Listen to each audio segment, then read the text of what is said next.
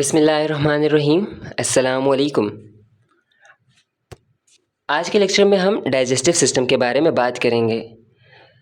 Digestive system examination point of view से इंतहाई अहम टॉपिक है और इसमें तकरीबन वही सब पुरानी चीज़ें शामिल हैं जो हम बचपन से पढ़ते आ रहे हैं। बस फ़र्क सिर्फ इतना है कि पहले हमने जिन चीज़ों को सुपरफिशली पढ़ा था, आज हम उन्हीं चीज़ों को थोड़ा डिटेल में पढ़ेंगे। पुरानी चीज़ों को डिटेल में पढ़ने के साथ साथ चंद एक नई चीज़ें भी हैं जिनके मुतल्लिक हम जानने, पढ़ने और समझने की कोशिश करेंगे। तो आइए नज़र डालते हैं हमारे आज के ऑब्जेक्टिव्स पर। ये हमारे आज के ऑब्जेक्टिव्स हैं और इन्हीं ऑब्जेक्टिव्स पे आज हम बात करेंगे। इससे पहले कि हम डाइजेस्टिव सिस्टम पर बात करें, हमें ये पता होना चाहिए कि डाइजेशन क्या होती है। हमने जब से होश संभाला है हम यही सुनते आए हैं कि तमाम जानदारों को ज़िंदा रहने के लिए एनर्जी की ज़रूरत होती है और वो एनर्जी फूड से हासिल करते हैं। अब ऐसा तो नहीं कि हम जो फूड खाते हैं वो डायरेक्ट से जाए और हमारे ब्लड के अंदर शामिल हो जाए और हमें शक्ति दे दे, ऐसा तो नहीं होता ना। फूड को एनर्जी में कन्वर्ट होने के लिए डिफरेंट स्टेजेस से, डिफरेंट मराहिल से गुज़रना पड़ता है। ठीक है, जो फूड हम खा रहे हैं उसके लार्ज पार्टिकल्स को ब्रेक डाउन किया जाता है, उनको स्मॉलर मॉलिक्यूल्स के अंदर कन्वर्ट किया जाता है, उनको फिर एब्जॉर्ब करवाया जाता है और फिर उससे हमें एनर्जी हासिल होती है। तो देखिए, बातों बातों में हमने आपको डाइजेशन की डेफिनेशन बता दी कि the process of breaking down of food into smaller molecules is known as digestion. अब देखें, बात करते हैं डाइजेस्टिव सिस्टम के बारे में। अब देखें, कोई भी सिस्टम जो है ना वो किसी एक ऑर्गन के ऊपर मुश्तमिल नहीं होता, बल्कि उसके अंदर डिफरेंट ऑर्गन जब मिलकर काम करते हैं तो एक सिस्टम बनाते हैं। ठीक है, तो डाइजेस्टिव सिस्टम भी जो है ना, हमारे पास दो ग्रुप्स होते हैं ऑर्गन्स के जो बना रहे होते हैं। एक होते हैं हमारे पास प्राइमरी ऑर्गन्स और दूसरे होते हैं एसेसरी ऑर्गन्स। प्राइमरी ऑर्गन्स वो होते हैं जो डायरेक्टली डाइजेशन के अंदर इन्वॉल्व होते हैं। मिसाल के तौर पे हमारे जो गैस्ट्रो इंटेस्टाइनल ट्रैक्ट और एलिमेंट्री कैनाल है, ये प्राइमरी ऑर्गन है। ठीक है, और एसेसरी डाइजेस्टिव ऑर्गन में जो डाइजेशन को असेस करते हैं। ये कौन से हैं, हम आगे चल के तफसीलन इनके बारे में पढ़ते हैं, थोड़ा धीरज रखिए। डाइजेस्टिव सिस्टम के गैस्ट्रो इंटेस्टाइनल ट्रैक और एलिमेंट्री कैनाल के बारे में बात करते हैं। द गैस्ट्रो इंटेस्टाइनल ट्रैक और alimentary canal is a continuous tube that extend from the mouth to the anus.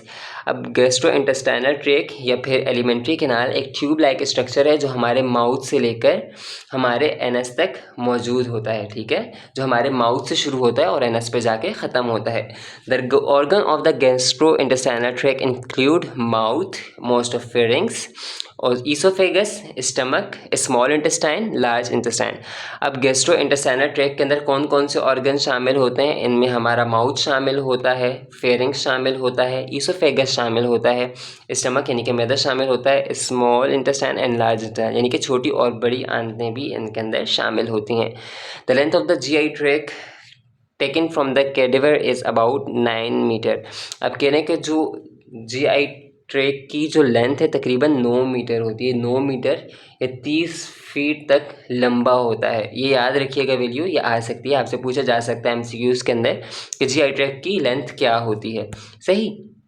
अब एसेसरी डाइजेस्टिव ऑर्गन कौन कौन से हैं, आइए ये भी देख लेते हैं। हमारे पास जो है टीथ आते हैं, इसके अंदर टंग आती है, सेलिवरी ग्लैंड्स आते हैं, लिवर आता है, गाल ब्लेडर आते हैं और पेनक्रियाज आते हैं। ठीक है, अब फिल वक्त आप जो है एसेसरी ऑर्गन्स की तस्वीरें देखकर अपना दिल खुश कर लीजिए। आगे चल के हम इनके ऊपर तफसीलन बात करेंगे। ये हमारे पास देखें, एसेसरी ऑर्गन्स में हमारे पास टीथ की तस्वीर है। सही। इसके अलावा ये हमारे पास मौजूद है टंग, यहाँ पे हमारे पास मौजूद हैं सलाइवरी ग्लैंड्स, आगे हमारे पास मौजूद है लिवर, गाल ब्लेडर और पेनक्रियाज। सही। तो ये हमने देखा। अब बात करते हैं डाइजेस्टिव सिस्टम के फंक्शंस के हवाले से। डाइजेस्टिव सिस्टम के फंक्शंस जो हैं 6 हैं। कौन कौन से हैं? ये इंजेशन करवाता है, ठीक है, सेक्रीशन करवाता है, मिक्सिंग और प्रोपल्जन करवाता है, डाइजेशन करवाता है, एब्जॉर्प्शन करवाता है और बेचारा जो है ना डेफिकेशन भी करवाता है। कितने काम है इस बेचारे के सर पे। तो आइए इसके जो लिस्ट हमने पढ़ी, फंक्शंस की लिस्ट जो हमने पढ़ी, अब इनको एक एक करके देखते हैं कि ये क्या है। Ingestion, this process involves taking food and liquids into the mouth यानी कि ईटिंग। अब देखिए, जो भी फूड हम माउथ के ज़रिए कंज्यूम करते हैं उसको हम क्या कहते हैं? इंजेशन कहते हैं। सही है। secretion. Each day, cells within the walls of the GI tract and accessory digestive organs secrete a total of about 7 liters of water, acid, buffers and enzymes into the lumen, interior space of the tract.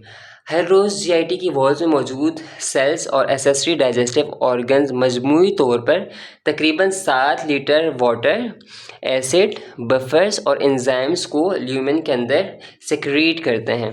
Lumen जो है GI tract की interior space होती है, उसको हम lumen कहते हैं। सही। अब उसके बाद तीसरा फंक्शन हमारे पास है mixing and propulsion, altering contraction and relaxation of smooth muscles in the walls of the GI tract, mix food and secretion and propel them toward the anus. ये बात तो हम सभी जानते हैं कि हमारे जीआई ट्रैक्ट के अंदर स्मूथ मसल्स मौजूद होते हैं, जिनका काम क्या होता है, ये इनवॉलेंट्री मूवमेंट्स करवा रहे होते हैं, ये कॉन्ट्रैक्ट कर रहे होते हैं, रिलैक्स कर रहे होते हैं।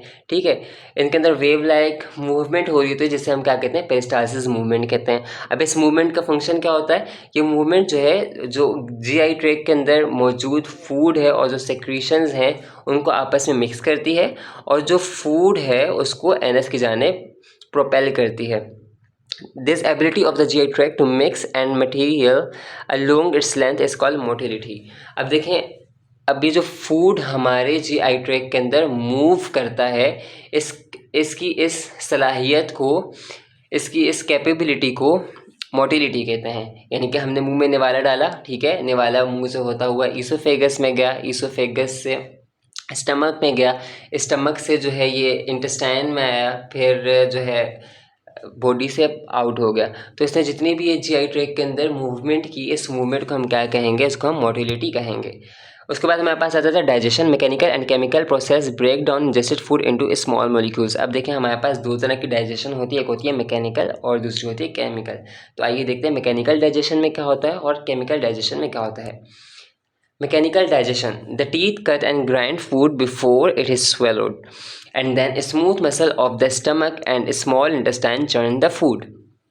अब देखें, कोई भी चीज़ जब हम खाते हैं तो ऐसा तो नहीं कि हम वो साबुत की साबुत ही निकल जाते हैं, ऐसा नहीं होता। हम उसको प्रॉपर्ली दांतों की हेल्प से ग्राइंड करते हैं, उसको चबाते हैं। जब अच्छे से हम उसको चबा लेते हैं तो फिर हम उसको निगल लेते हैं, ठीक है। और निगलने के बाद जो है वो फिर जब हमारे स्टमक में जाती है या इंटेस्टाइन में जाती है, वहाँ पर स्मूथ मसल मौजूद होते हैं जो कि फूड को चर्न करते हैं। As a result of food molecules become dissolve and thoroughly mix with digestive enzyme. अब चर्निंग के नतीजे में ये होता है कि हमारा जो फूड के मॉलिक्यूल्स थे वो अच्छे से डिज़ोल्व हो जाते हैं और जो डाइजेस्टिव एंजाइम हैं उनके साथ मिक्स हो जाते हैं। अब केमिकल डाइजेशन स्टार्ट हो जाती है। फिर the large carbohydrate, lipid, protein and nucleic acid molecules in food are split into smaller molecules by hydrolysis. अब कह रहे हैं कि हमारे फूड के अंदर जो कार्बोहाइड्रेट, लिपिड, प्रोटीन या न्यूक्लियाई एसिड के लार्ज मॉलिक्यूल मौजूद होते हैं, इनको हाइड्रोलाइसिस के ज़रिए स्मॉलर मॉलिक्यूल्स के अंदर स्प्लिट किया जाता है। Digestive enzymes produced by the salivary gland, tongue, stomach, pancreas and small intestine catalyze these catabolic reaction. अब जो हमारे salivary glands, tongue, stomach, pancreas और small intestine digestive enzyme produce करते हैं, वो इस कैटाबॉलिक रिएक्शन को तेज़ कर देते हैं, कैटालाइज कर देते हैं। कैटाबॉलिक रिएक्शन क्या होता है? कैटाबॉलिक रिएक्शन वो रिएक्शन होता है कि जिसके अंदर लार्ज ऑर्गेनिक मॉलिक्यूल्स को स्मॉलर मॉलिक्यूल्स के अंदर तोड़ा जाता है ताकि उनसे एनर्जी हासिल की जा सके। A few substances in food can be absorb without chemical digestion. These include vitamins and ions, cholesterol and water. अब कुछ सब्सटेंसेस हमारे पास फूड के अंदर ऐसे भी होते हैं कि जो केमिकल डाइजेशन के बगैर ही एब्जॉर्ब हो जाते हैं। और उनके अंदर क्या क्या चीज़ें शामिल हैं, उनके अंदर कौन कौन सी चीज़ें आती हैं? उनमें आते हैं विटामिन्स, आयंस, कोलेस्ट्रॉल और पानी, ठीक है। उसके बाद हमारे पास आ जाती है absorption. The entrance of ingested and secreted fluid ion and products of digestion into epithelial cells lining the lumen of the GI tract is called absorption. अब एब्जॉर्प्शन क्या है जी? एब्जॉर्प्शन, अब देखिए, जो आपने खाना खाया, सही, वो डिफरेंट मराहल से गुजर कर आया, ठीक है, वो डाइजेस्ट हो गया है और उसने अब न्यूट्रिएंट्स की शक्ल इख्तियार कर ली है। अब जब वो न्यूट्रिएंट्स आपकी ब्लड के अंदर या आपकी जो एपिथेलियल सेल्स की लाइनिंग मौजूद होती है ल्यूमेन के अंदर, उसके अंदर जब ये एब्जॉर्ब हो जाएंगे तो उसको क्या कहेंगे, एब्जॉर्प्शन कहेंगे। The absorption substance pass into blood और lymph and circulates to the cells throughout the body. अब ये जो न्यूट्रिएंट्स एब्जॉर्ब किए हैं ये लिम्फ के ये ब्लड के ज़रिए या फिर लिम्फ के ज़रिए बॉडी के अंदर जितने भी सेल्स मौजूद हैं उन तक पहुंचाए जाएंगे।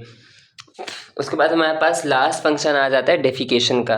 डेफिकेशन में क्या होता है, waste indigestible substances, bacteria cells slough from the lining of the GI tract and digested materials that were not absorbed in their journey through digestive material leave the body through the anus and process called defecation।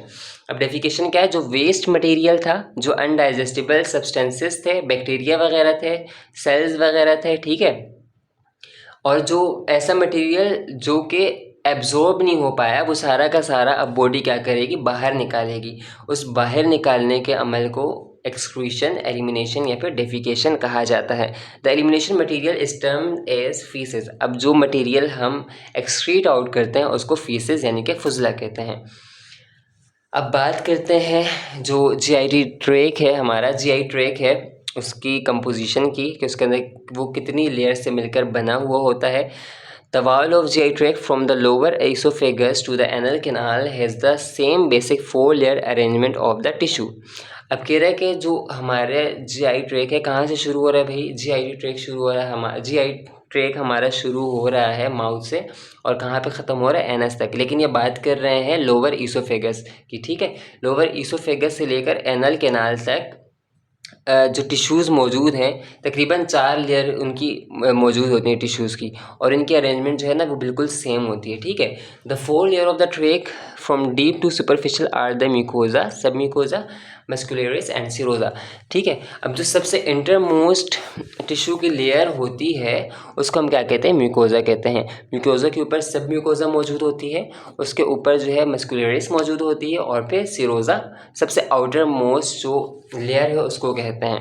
अब आइए इनको ज़रा detail में पढ़ते हैं क्या होती हैं ये mucosa. Inner lining of the GI tract that is mucus membrane. अब जीआई ट्रैक्ट की जो इनर लाइनिंग होती है ये म्यूकस मेम्ब्रेन से बनी हुई होती है। अब इसके अंदर मज़ीद फर्दर जो है हमारे पास 3 लेयर्स पाई जाती हैं। वो लेयर्स कौन कौन सी होती है, सबसे पहली लेयर हमारे पास होती है एपिथेलियम की। Layer of epithelium in direct contact with the content of the GI tract. अब जीआई ट्रैक्ट के अंदर जो भी कंटेंट हैं, जो भी न्यूट्रिएंट्स हैं, जो भी बोलस वगैरह है, ये उसके साथ डायरेक्ट कांटेक्ट में होती है। क्यों? क्योंकि ये इनर मोस्ट लेयर होती है, ठीक है।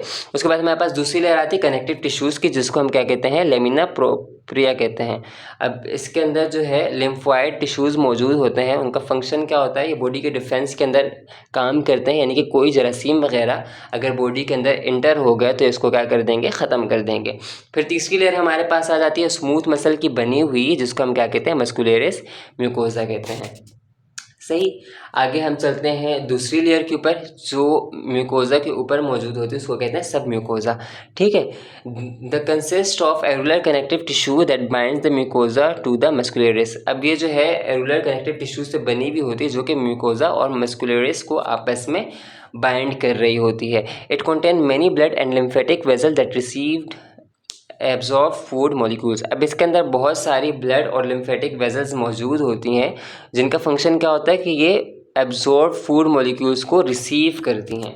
सही, आगे हमारे पास आ जाती है तीसरी लेयर मस्कुलरिस। मस्कुलरिस के अंदर क्या होता है जी, the muscularis of the mouth, pharynx and superior and middle part of the oesophagus contain skeletal muscle that produce voluntary swallowing. सही, अब हमारे पास जो है माउथ, फेरिंग्स और ईसोफेगस का जो सुपीरियर और मिडल पार्ट होता है, यहाँ पर जो है स्केलेटल मसल्स मौजूद होते हैं जो कि वॉलंटरी स्वेलिंग को यकीनी बनाते हैं।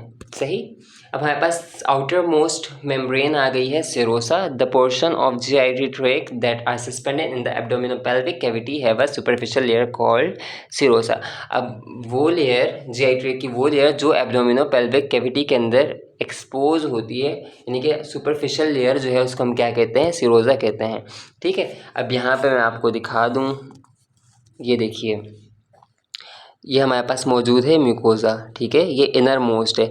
ये हमारे पास जीआई ट्रैक्ट का जो इंटरनल हिस्सा है ना, वो नज़र आ रहा है। यहाँ पे हमारे पास फूड मौजूद हो सकता है, जितने भी कंटेंट है ये देखें, उसके साथ ही म्यूकोज़ा डायरेक्ट कांटेक्ट में होगी, सही है। म्यूकोज़ा के बाद जो दूसरी लेयर मौजूद है वो क्या है, सब म्यूकोज़ा है। ये आपको नज़र आ रही होगी। सब म्यूकोज़ा क्या कर रही है, जो मस्कुलर लेयर है, मसल लेयर है, उसको म्यूकोज़ा के साथ क्या कर रही है, जोड़ रही है, बाइंड कर रही है। और सबसे आउटर मोस्ट जो लेयर है उसको क्या कहते हैं, सिरोज़ा कहते हैं, सही। आगे एक और डायग्राम है, यहाँ पे देखें, ये स्टमक के अंदर की डायग्राम हमें दिखाई गई है, सही। इसको भी देख लेते हैं एक नज़र। देखें, ये सबसे ऊपर जो लेयर हमें नज़र आ रही है ये क्या है, म्यूकस मेम्ब्रेन है, ठीक है। ये इनर मोस्ट मेम्ब्रेन होती है। और ये क्या होती है, जो कंटेंट मौजूद हैं, जो न्यूट्रिएंट्स वगैरह उसके अंदर, स्टमक के अंदर, या जो भी चीज़ें मौजूद हैं उसके साथ ये डायरेक्ट कांटेक्ट में होती है, ठीक है। और ये किससे बनी हुई होती है, ये एपिथेलियम से बनी हुई होती है। दूसरी हमारे पास देखें लेयर होती है इसी कनेक्टिव टिश्यूज़ के ऊपर जो मुश्तमिल होती है, जिसको हम क्या कहते हैं, लैमिना प्रोप्रिया कहते हैं, सही। और इसका फंक्शन क्या होता है, ये जो है लिम्फॉइड टिश्यूज़ यहाँ पे मौजूद होते हैं जो कि जरासीम वगैरह को किल करते हैं, ठीक है। फिर हमारे पास देखें तीसरी लेयर यहाँ पे मौजूद है जो किसकी बनी हुई है, स्मूथ मसल की बनी हुई है। ये क्या करवाएगी, पेरिस्टालसिस मूवमेंट वगैरह ये करवाएगी, सही। उसके बाद हमारे पास देखें दूसरे नंबर पे यहाँ पे मौजूद है सबम्यूकोज़ा। सबम्यूकोज़ा के बारे में हमने पढ़ा था कि ये इसके अंदर बहुत सारी जो है ना ब्लड वेसल और लिम्फेटिक वेसल्स पाई जाती हैं। क्या करती हैं ये, जो यहाँ से न्यूट्रिएंट्स वगैरह हैं ये इनको एब्जॉर्ब करती हैं और फिर पूरी बॉडी तक पहुँचाती हैं, ठीक है। उसके बाद हमारे पास तीसरी लेयर है मस्कुलरिस लेयर। ये किसकी बनी हुई है, मसल्स की बनी हुई है, नज़र आ रही होगी आपको, ठीक है। उसके बाद हमारे पास आउटर मोस्ट लेयर ये रही, जिसको हम कहते हैं सिरोसा, सही। तो आज हमने जो है डाइजेस्टिव सिस्टम के बारे में पढ़ा। आज का टॉपिक हम यहीं तक रखते हैं। इंशाल्लाह अगली वीडियो के अंदर, इस वीडियो के सेकंड पार्ट में हम जो चीज़ें रह गई हैं उनको कवर करने की कोशिश करेंगे। तो आइए एक दफ़ा रिकॉल कर देते हैं आज हमने क्या पढ़ा। आज हमने जो है डाइजेस्टिव सिस्टम के बारे में पढ़ा, डाइजेशन के बारे में पढ़ा। सबसे पहले तो डाइजेशन क्या होती है, ब्रेकिंग डाउन ऑफ फूड, सही, इनटू स्मॉलर मॉलिक्यूल्स। ये क्या कहलाता है, डाइजेशन कहलाता है, सही। उसके बाद फिर हमने डाइजेस्टिव सिस्टम पढ़ा कि डाइजेस्टिव सिस्टम जो है दो तरह के ऑर्गन्स के ग्रुप के ऊपर मुश्तमिल होता है। वो ऑर्गन कौन कौन से हैं, एक होते हैं प्राइमरी ऑर्गन्स, सही है, और दूसरे होते हैं एसेसरी ऑर्गन्स। प्राइमरी ऑर्गन्स के अंदर हमारे पास क्या जाते हैं, जीआईटी आ जाती है या एलिमेंट्री कैनाल आ जाती है। एसेसरी ऑर्गन्स में हमारे पास जो है हमारे टीथ आ जाते हैं, टंग आ जाती है, सही। इसके अलावा हमारे पास जो है फेरिंग्स हमारे पास जो है लिवर, गाल ब्लेडर, पेनक्रियाज वगैरह आ जाते हैं, सही। इसी तरह फिर हमने पढ़ा आगे कि डाइजेशन जो है वो दो टाइप्स की होती है, दो तरह की होती है। एक होती है मैकेनिकल होती है और एक होती है केमिकल। मैकेनिकल जो है वो कहाँ होती है, वो माउथ के अंदर हो गई, फिर उसके बाद हमारे स्टमक और इंटेस्टाइन के अंदर होती है। फिर केमिकल के अंदर क्या होता है कि उसके अंदर जो है हमारे जो स्लाइवरी ग्लैंड्स हैं, ठीक है, हमारी जो टंग है, ये दूसरे एसेसरी ऑर्गन जितने भी हैं वो क्या करते हैं, सेक्रीशन जो है एंजाइम की करते हैं, जिनके नतीजे में क्या हो जाता है कि जो कैटाबॉलिक रिएक्शन है वो तेज़ हो जाता है, सही। उसके बाद फिर हमने जो है लेयर ऑफ जीआई ट्रैक्ट पढ़ी कि कितनी लेयर्स से बना हुआ होता है। हमारे पास बेसिकली 4 लेयर्स होती हैं, ठीक है। कौन कौन सी, म्यूकोज़ा, सब म्यूकोज़ा, मस्कुलरिस, और फिर सबसे आखिर में हमारे पास थी सिरोज़ा। फिर हमने पढ़ा कि म्यूकोज़ा की जो है वो 3 फर्दर टाइप्स होती हैं, 3 मज़ीद लेयर्स होती हैं। कौन कौन सी, एपिथेलियम, फिर उसके बाद होती है हमारे पास लेमिना प्रोप्रिया, और दूसरी होती है मस्कुलरिस म्यूकोज़ा, तीसरी होती है, सॉरी। फिर सब म्यूकोज़ा हमने पढ़ी थी। फिर कनेक्टिव टिश्यू, सब म्यूकोज़ा क्या करती है कि सब म्यूकोज़ा के अंदर कनेक्टिव टिश्यूज़ मौजूद होते हैं, ठीक है। और इसका फंक्शन क्या होता है, ये म्यूकोज़ा को मस्कुलरिस के साथ बाइंड कर रही होती है। और इसके अंदर जो है ब्लड वेसल्स और लिम्फेटिक वेसल्स भी मौजूद होते हैं, जिसके ज़रिए क्या करती है, एब्जॉर्ब न्यूट्रिएंट्स को पूरी बॉडी तक पहुंचाती है, सही। उसके बाद हमने पढ़ा था कि हमारे पास मस्कुलर लेयर मौजूद होती है, सही। और फिर हमने ये पढ़ा था कि सबसे आखिरी जो सुपरफिशियल लेयर है, सबसे आउटर मोस्ट लेयर, उसको हम सिरोज़ा कहते हैं। तो आज के लिए इतना ही। इंशाल्लाह नेक्स्ट पार्ट में हम जो रह गई हैं चीज़ें, जहाँ से सिलसिला कलाम आज मुनक़ता कर रहे हैं, वहीं से जारी रखेंगे। तो मुझे दीजिए इजाज़त, अपना ख्याल रखिएगा, अल्लाह हाफ़िज़।